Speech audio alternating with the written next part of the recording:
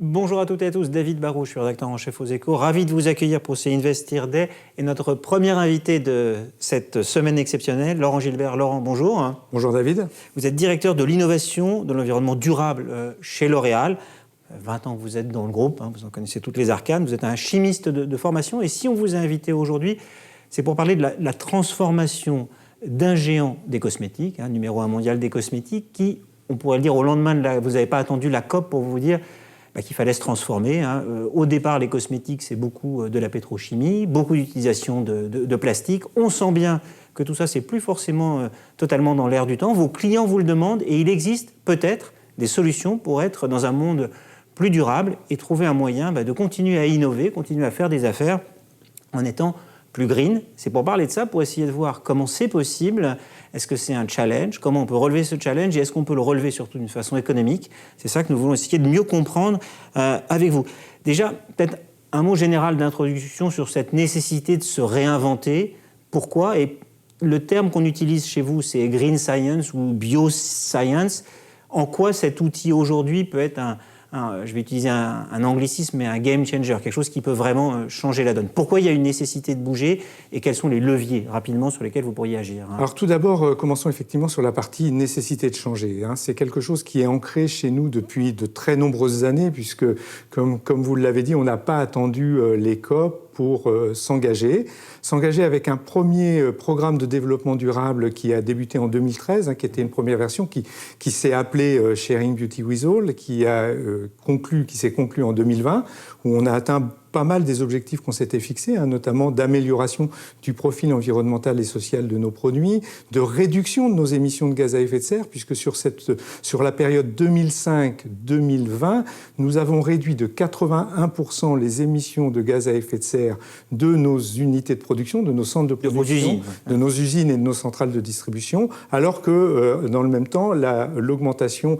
du volume de nos affaires était de 29%. Donc vous voyez qu'il est possible de découpler les émissions.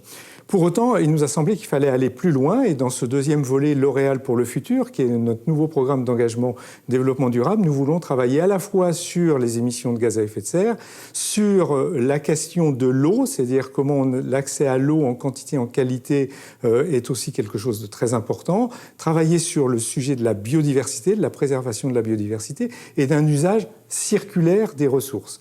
Et travailler sur un usage circulaire des ressources, quand il s'agit de formules, il va s'agir de travailler avec des matières premières d'origine renouvelable, c'est-à-dire principalement pour une grande majorité d'entre elles d'origine végétale, donc d'origine à base de plantes, et donc de passer d'une formulation de produits cosmétiques, de formules cosmétiques qui étaient basées sur la pétrochimie il y a de nombreuses années, à maintenant une formulation tout aussi performante, tout aussi économique, puisqu'il ne faut surtout pas baisser ni en qualité ni en performance pour nos consommateurs, mais qui soit à l'origine de matières premières renouvelables. Alors, la question que j'ai envie de vous poser, c'est pourquoi est-ce qu'on ne l'a pas fait plus tôt? Et peut-être que la réponse, c'est liée à la question que je vous posais au début, c'est-à-dire que c'est les green science, les bioscience. Est-ce que ce n'était pas possible avant et qu'aujourd'hui, on a atteint un point de maturité scientifique qui permet de faire des choses qu'on ne pouvait pas faire avant? Alors effectivement, on a fait beaucoup de progrès dans les années précédentes, puisqu'on a réussi à avoir aujourd'hui 60% des matières premières que nous utilisons au total, dans les volumes de matières premières que nous utilisons dans nos formules,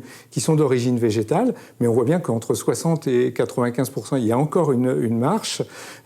C'était une question de disponibilité, effectivement, de disponibilité de ces matières premières, de technologies qui permettaient l'accès.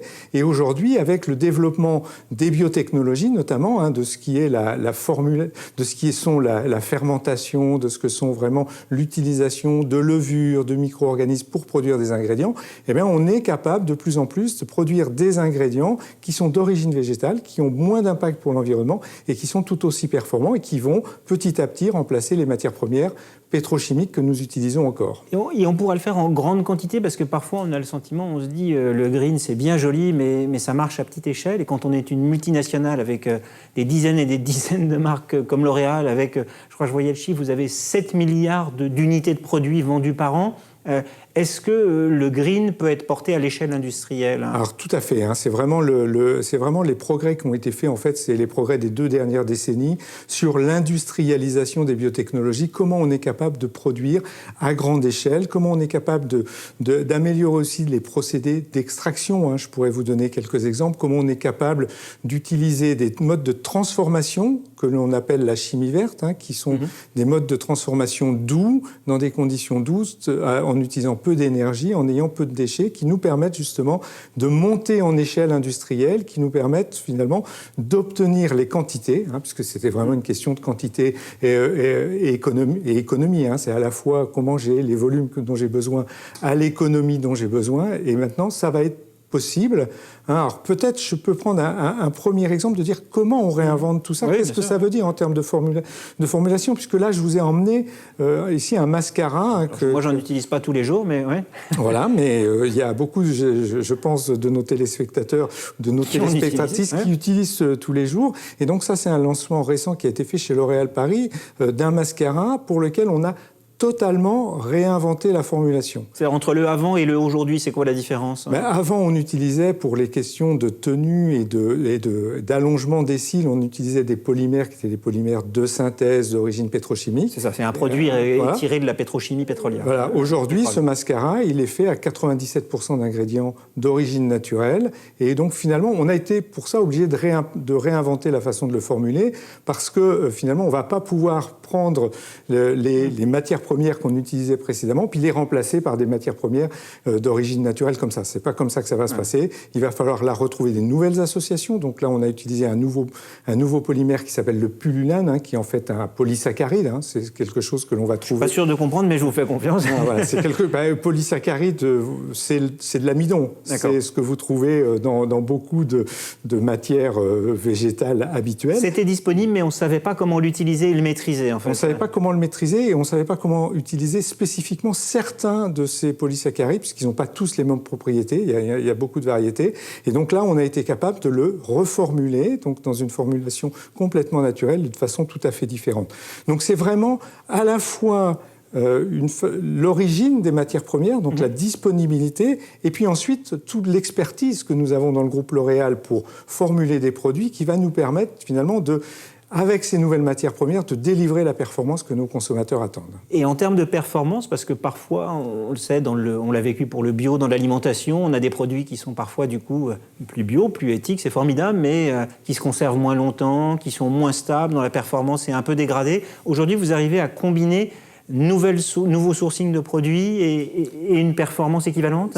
C'est une condition sine qua non de la transformation, puisqu'un produit qui est naturel mais qui est moins performant, ne va pas être adopté par les consommateurs. Il sera acheté une fois, mais il n'y aura pas de réachat. Exactement. Et ce n'est pas comme ça qu'on fera la transformation. La transformation, on va la faire justement en s'appuyant sur ces nouvelles matières premières, en s'appuyant aussi sur tout le potentiel de la tech, puisque aujourd'hui, tout ce qui est l'intelligence artificielle, tout le développement de ces technologies de l'information vont aussi nous permettre d'accélérer cette transition. C'est aussi quelque chose qui est extrêmement important, puisqu'on peut faire, on a mis 100 ans à construire, un peu plus de 100 ans à construire là où on en est aujourd'hui, faire une transformation importante sur 10 ans, ça nécessite aussi de s'appuyer sur la tech, sur la technologie, et donc de réussir cette transformation, pour réussir cette transformation. Vous pensez qu'on est à un point d'accélération? Parce que parfois on a le sentiment, on se dit, les 10 premiers pourcents, là vous dites à 60% pour les ingrédients, c'est le plus facile, mais chaque pourcent supplémentaire va être de plus en plus dur, et donc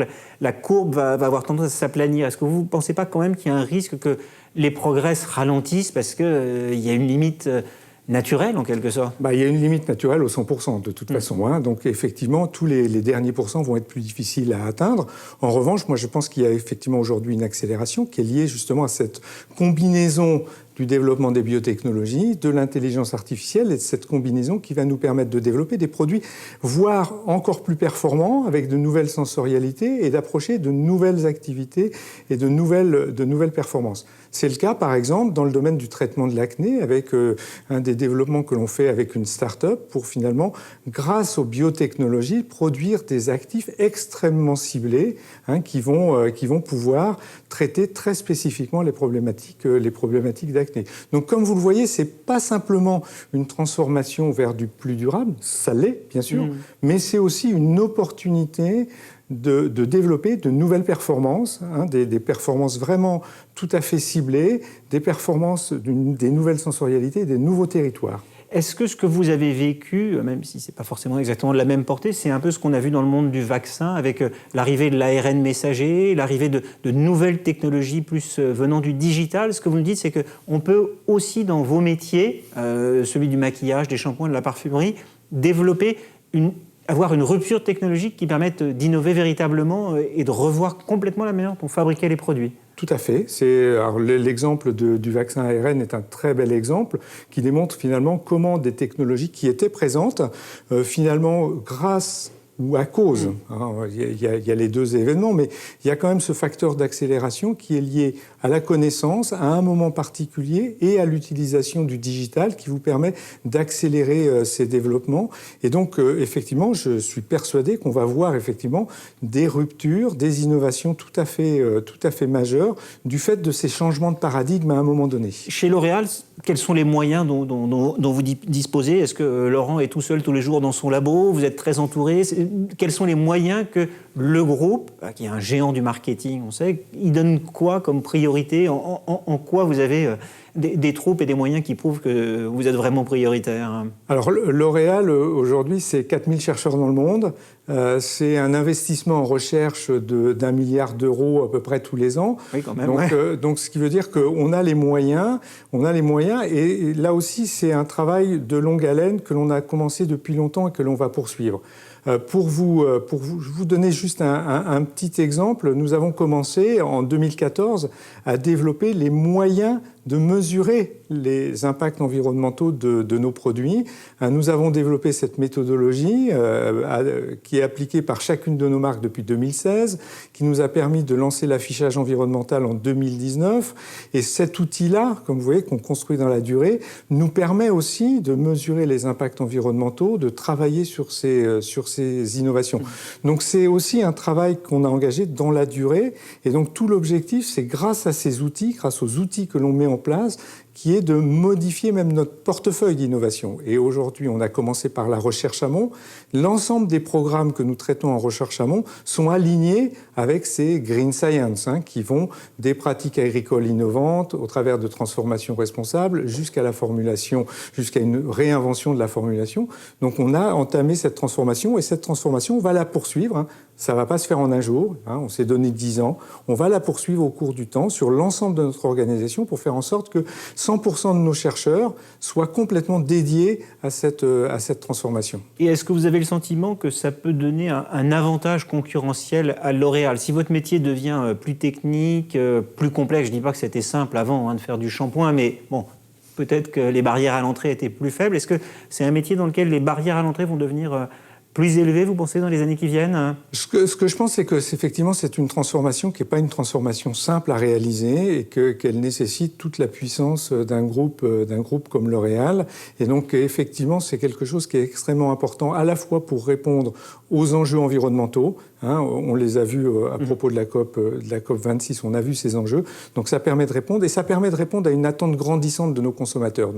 Donc très clairement, c'est quelque chose d'extrêmement important pour se positionner vis-à-vis de consommateurs qui attendent de la performance, du respect de l'environnement. Ils ont une grande attente vis-à-vis des sociétés sur ces sujets-là, un respect de la nature et aussi des produits qui sont plus proches d'eux et plus proches de la nature. Vous avez évoqué la formulation, on a assez peu parlé du plastique. Quand on attaque parfois les multinationales des secteurs de la grande consommation, vous comme d'autres, c'est souvent sur le côté trop de plastique. Qu'est-ce qu'il existe comme solution là-dessus pour faire des économies de plastique, en produire moins ou en produire plus du tout? Alors sur le sujet du plastique, c'est moins mon domaine de spécialité, mais effectivement c'est un sujet extrêmement important pour lequel on a aussi pris des engagements extrêmement forts de ne plus utiliser de plastique vierge à horizon 2030. Ça veut dire que du plastique recyclé. Que du plastique recyclé. Donc d'investir sur les technologies de recyclage, et c'est ce que nous faisons en investissant auprès de la société Carbios dans un c'est une start-up française qui va apprendre à recycler plein de fois qui travaille. Mais c'est aussi en développant des produits comme celui-ci, comme ce produit que j'ai amené avec moi, qui est en fait un shampoing solide. Et en fait, comme vous le voyez, par rapport à un shampoing traditionnel que vous avez l'habitude d'avoir dans votre douche avec sa petite bouteille en souvent plastique, verte. Souvent verte, ou elle peut être aussi grise, mais elle peut être d'autres couleurs, mais souvent verte. Et cette bouteille, alors nous, on l'allège, on la fait en plastique recyclé, et donc là, ça, c'est une première solution. Utiliser moins de plastique, plus de plastique recyclé, ou alors plus de plastique du tout. Plus de plastique du tout, et de passer d'un shampoing qui est un shampoing classique, liquide, à un shampoing solide. Et ça, c'est un vrai shampoing. Ça, c'est pas un shampoing, c'est un savon. Non, c'est un shampoing. C'est un vrai shampoing, et si vous l'utilisez, c'est-à-dire il vous apporte la performance d'un shampoing. C'est-à-dire qu'au niveau de qualité de mousse, alors il faut réapprendre le geste, puisque c'est un geste un peu différent, mais c'est un produit qui va vous apporter la même qualité de mousse et la même qualité qu'un shampoing classique, traditionnel que vous avez. Alors, et là, on a économisé sur le plastique. Là, vous avez plus de plastique, c'est du carton. Alors, première économie. Deuxième économie, vous avez moins de transport, puisque vous ne transportez pas l'eau qu'il y a dedans. Moins de volume à transporter, puis c'est plus facile d'empiler des petits carrés comme ça que des bouteilles, c'est sûr. Tout à fait. Et puis le dernier point, c'est que ce shampoing, il a une autre particularité très intéressante, c'est qu'il se rince plus facilement qu'un shampoing traditionnel. Et donc ça a été mesuré. Et donc on fait des économies d'eau si on calcule le cycle total. Exactement, on fait des économies d'eau et d'émissions de gaz à effet de serre, puisque quand vous utilisez un shampoing, le poste principal d'émissions de gaz à effet de serre, c'est l'énergie nécessaire pour chauffer l'eau que vous allez utiliser. Donc réduire la quantité d'eau et donc donner les moyens au consommateur de le faire, puisque c'est le consommateur qui va choisir sa façon d'utiliser sous sa douche, ça sera son comportement sous sa douche, mais on va lui offrir la possibilité de le faire puisque... Votre boulot, c'est de rendre ça possible. Exactement. Ouais. Et le consommateur, il dit quoi alors quand il voit ce produit? Est-ce que ça marche? Est-ce que ça se vend? Le nouveau mascara, le nouveau... Ce sont des nouveaux lancements, donc là aussi il faut qu'on travaille avec les consommateurs, qu'on communique bien aux consommateurs tous les éléments sur ça, puisqu'effectivement, il faut s'habituer, il faut changer. Il faut faire un petit effort pour changer. Alors le mascara, le geste ne change pas. D'accord. Le shampoing, le geste... Il faut réapprendre à se laver les cheveux. Le geste va changer. Pour autant, le résultat est tout à fait à la hauteur. Donc effectivement, c'est des produits qui sont récemment lancés, donc c'est difficile de vous dire effectivement comment ils vont transformer les choses, mais c'est tout à fait des lancements qui sont tout à fait attendus et qui marchent très bien. Oui, parce que le consommateur, il est un peu ambivalent. C'est-à-dire d'un côté... Quand on fait des sondages, il veut toujours sauver la planète, réduire sa consommation de plastique. Il va accuser les géants de faire beaucoup de greenwashing. Et en même temps, dans sa consommation au quotidien, il ne bascule pas toujours. Quand on vous accuse de greenwashing, quand les jeunes générations disent tout ça, c'est que du blabla, est-ce que ça vous énerve? Comment est-ce que vous réagissez? La première des réactions, c'est de dire qu'on ne fait pas de greenwashing. Ça, c'est la première des choses, parce que vraiment, nos engagements sont extrêmement sérieux, mesurés, reportés, validés par des commissaires aux comptes. Donc, on a une démarche qui se veut extrêmement sérieuse et qui se doit d'être extrêmement sérieuse. Ensuite, quand les jeunes générations nous demandent d'aller plus loin, plus vite, on est d'accord avec elles. On est d'accord, et c'est tout l'objet de notre programme L'Oréal pour le futur, de dire il faut qu'on aille beaucoup plus loin, il faut qu'on soit capable de se transformer, mais on ne le fera pas au détriment de la performance, ni de la performance technique des produits, ni de la performance économique, parce que c'est pas possible. C'est quelque chose qui est pas... C'est comme on dit dans le discours, il faut réussir à combiner progrès pour la nature, pour la terre, mais on a encore besoin d'une forme de croissance, quoi. On a besoin de cette forme de croissance, on a besoin de ces résultats, on a besoin, d'ailleurs, vous l'avez vu au niveau de la COP, c'est-à-dire que la discussion qui va choper, c'est-à-dire comment on maintient pour tout un ensemble de pays en développement cette possibilité d'une croissance. Et donc, il faut effectivement se donner les moyens. Nous avons les moyens de faire beaucoup de choses. Il faut effectivement investir en recherche. Il y a de la recherche à faire. Il y a besoin de développer un certain nombre de technologies. On a besoin de cette croissance et on a besoin de cette performance. C'est quelque chose qui n'apporte pas au consommateur ce qu'il attend en termes de performance. Ça ne marchera pas. Ça ne va pas marcher. Ouais. Et au point de vue économique, dans cette nécessité de se transformer, on le voit dans l'énergie. Quand on investit dans les énergies renouvelables, c'est plus cher. Et ça a un impact sur le coût de l'énergie qu'on consomme. Est-ce qu'il n'y a pas aussi une fatalité pour vos produits qui est que, oui, forcément, ça sera moins néfaste, peut-être parfois bénéfique, mais donc forcément, au final, ça sera plus cher parce qu'il faudra préserver les marges de L'Oréal. Alors, dans cette question, il y a en fait plusieurs types de réponses possibles. La réponse classique que vous attendriez, c'est oui. Effectivement, dans un certain nombre de cas, pour un certain nombre d'ingrédients, pour un certain nombre de formulations, ça va coûter un peu plus cher. Ouais. Et pour d'autres, non, ça peut coûter moins cher, voire ou être capable de vraiment développer quelque chose qui soit économiquement neutre. Moi, j'aime bien prendre un exemple sur lequel on a travaillé depuis plusieurs années. C'est la feuille qui est derrière moi, à l'écran, hein, cette petite feuille que vous voyez. En fait, ça, c'est en fait une feuille d'une plante qui s'appelle Centella asiatica, qui pousse à Madagascar et dont on extrait un principe actif qui s'appelle le madécassoside. Oui, ça rapporte des points au Scrabble, mais je ne sais pas ce que c'est. Voilà, donc en fait, c'est un actif réparateur de la peau qui est utilisé notamment dans la marque La Roche-Posay, dans Cicaplast de La Roche-Posay. En fait, cette plante, et c'est vraiment la plante originaire de Madagascar, qui va permettre d'obtenir cet actif aux propriétés vraiment tout à fait intéressantes. Quand on a commencé à travailler sur le sujet, finalement, c'est une plante sauvage donc, qui est cueillie à Madagascar. On a travaillé avec une ONG locale qui s'appelle UEBT pour Union for Ethical Biotrade sur comment travailler avec les personnes, les femmes qui font les collectes. Hein, c'est à peu près plus de 3000 femmes qui font les collectes de ces feuilles pour deux choses. Première chose, c'est préserver la biodiversité en s'assurant que la cueillette se fasse à maturité de la feuille, hein, pas prélever trop tôt. Et qu'après, il n'y ait plus rien, quoi. Exactement. Tout en augmentant le prix qu'on leur paye. Et sur 4 ans, on a multiplié par 4 le prix payé aux cueilleuses pour justement leur amener à un prix juste. Alors on en revient à ma question, c'est au final ça va coûter beaucoup plus cher pour le consommateur. Eh ben justement non, c'est là où effectivement c'est toute l'importance du travail complet que l'on fait. Donc sur la deuxième étape, comme on va prélever des feuilles qui sont à maturité, la teneur en actifs est plus importante, donc vous réduisez le coût du procédé. Vous optimisez le procédé, puisque là, on a aussi voulu avoir un procédé qui soit complètement vert dans sa transformation.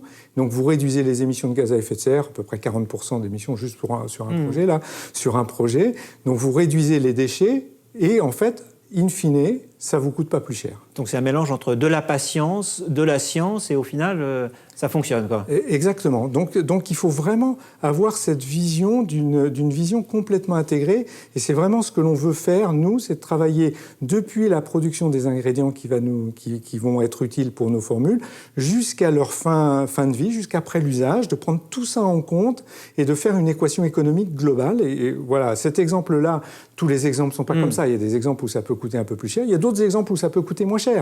J'ai des exemples, finalement, de production par biotechnologie, de solvants qu'on va utiliser dans nos formules, qui vont être moins cher que la pétrochimie. Moins cher que la pétrochimie. Donc, voilà, c'est toute cette équation-là que nous devons travailler avec nos équipes de formulation, d'opération, des opérations, de l'industrie, pour développer, pour apporter les solutions. Dernière question. C'est quoi le grand challenge, la nouvelle frontière, le prochain défi que vous allez avoir, vous, à relever, ou que votre communauté va avoir à relever? C'est quoi la marche, finalement, la plus haute qui est devant vous, diriez, dans les années qui viennent? Je pense que la marche qui est la plus haute, ça va être de bien faire comprendre et bien faire connaître tous ces éléments-là. Je vous parlais tout à l'heure de notre expérimentation de l'affichage environnemental qu'on a lancé avec Garnier en France sur les shampoings. C'est très important de communiquer et d'avoir des méthodes qui soient partagées par l'industrie, sur lesquels on puisse travailler pour mesurer les impacts environnementaux et les partager avec les consommateurs pour accompagner et aider les consommateurs dans leur choix de consommation responsable. C'est-à-dire faire de la pédagogie de manière crédible, quoi, en quelque sorte, que vous soyez pris au sérieux, quoi. Exactement, d'apporter vraiment la crédibilité scientifique derrière ces éléments, hein, et d'apporter une vraie communication aux consommateurs sur ces éléments-là, hein, ce qu'on a commencé à faire avec notre expérimentation, parce que les consommateurs sont avides de comprendre et de connaître les impacts. Et c'est comme ça aussi qu'eux pourront se prendre en main une consommation responsable. Laurent, merci beaucoup. Je vous souhaite à toutes et à tous de rester attentifs pour toutes les tables rondes qui vont suivre aujourd'hui et tous les débats au cours de ces Investir Day qui dureront toute la semaine. Un format vidéo pour la première partie de cette semaine et rendez-vous la semaine prochaine, je crois, au Palais Garnier, si j'ai bien compris. Laurent, merci beaucoup. Merci à vous.